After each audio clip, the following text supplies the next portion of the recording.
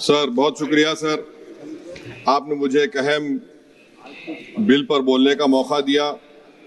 Sir, इस वतन अजीज के गरीब, बेरोजगार और भूखे लोग इस ऐवान में मौजूद बरसर इख्तिदार जमात के लोगों को एक पैगाम देना चाह रहे हैं कि शायर ने कहा कि भूखों की नज़र में बिजली है, तोपों के दहाने ठंडे हैं, तकदीर की लब पे जंबिश है, तदबीर दम तोड़ रही है। सर, इस तरह का एक कानून बनाने की कोशिश की जा रही है जिससे गरीबों को फ़ायदा होता था। आज वो कानून जो डिमांड ड्रिवन गारंटी था, इसको हुकूमत बदल कर एक मरकज़ी माविन स्कीम के तौर पर नाफिज करना चाहती है। सर, जब तक किसी पंचायत को नोटिफाई नहीं किया जाएगा, उस पंचायत में काम नहीं होगा। हुकूमत की ये पॉलिसी हमेशा ये रही है कि हर इख्तियार को हासिल करना चाहते हैं और एक डिक्टेटर की तरह वो हुकूमत को चलाना चाहते हैं।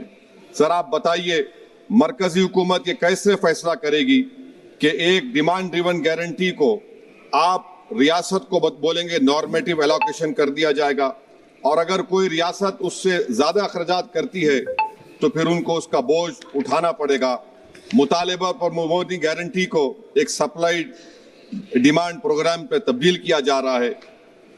सर, साल में 60 दिन ब्लैकआउट होगा, किसी को काम नहीं मिलेगा। इस ब्लैकआउट के 60 दिन के ब्लैकआउट से खवातीन को और जिनके पास जमीन नहीं है, लैंडलेस लोगों को बहुत बड़ा नुकसान होगा।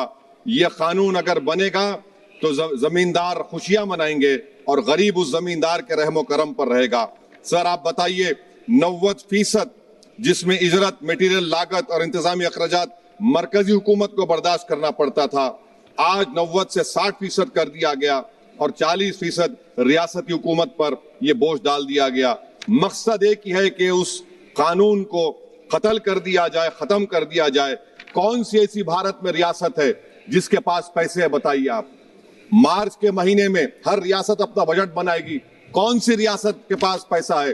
तो ये मालूम हो रहा है कि सरकार गरीबों के खिलाफ है, गुर्बत का खात्मा नहीं करना चाहती। सर, आधार और डिजिटल निजाम, आप जानते हैं कि मजदूर की उंगलियों के निशानात नहीं मिलते क्योंकि वो गरीब इतनी मेहनत करता है कि उसके निशान मिट जाते हैं।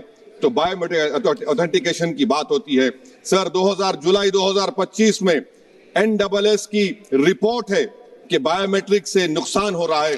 तो सर, मैं इस स्कीम के और इस कानून के खिलाफ हूं और मैं अपनी बात को खत्म करता हूं कि किसी शायर ने अच्छा कहा था कि जिस खेत से देखान को मैसर ना हो रोसी, इस खेत के गोशे गंदम को जला दो। पलायन हो रहा है सर बिहार में, सीमांचल में। अब ये कानून अगर बनेगा तो सीमांचल में 1.5 करोड़ लोग पलायन करते थे। मुझे अफसोस के साथ कहना पड़ेगा कि तादाद बढ़ जाएगी, मगर भारत का गरीब देख रहा है, भूखा देख रहा है, उसका जवाब जरूर देगा। Thank you.